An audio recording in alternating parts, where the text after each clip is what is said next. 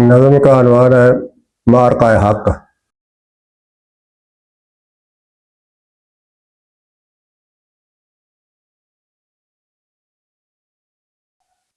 मोदी, तुमने ऐसी कौम को ललकारा है जिसका अल्लाह अकबर जंगी नारा है।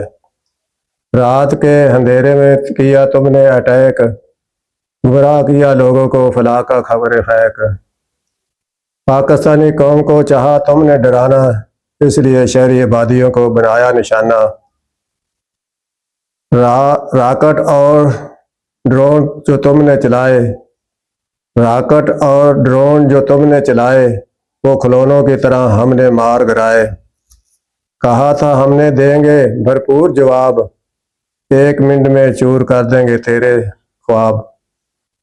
तुमने किया हमारी बातों को इग्नोर, लगाता रहा जंग करने पे जोर। आखिर को हमने ऐसा जवाब दिया, तुम्हारी तमाम तनसीबात को उड़ा दिया। जब जवाब देगा तेरे असाब, सफ़ेद झंडा लहरा दिया तुमने जनाब। फिर भी रहा अगर तेरे दिमाग में जंगी जुनून, इंशाअल्लाह होगा ठीक जब निकला इससे खून। इंसान बनो, रहमत तुम्हें बार बार समझा रहा है, ना समझे तो हाफिज दोबारा आ रहा है।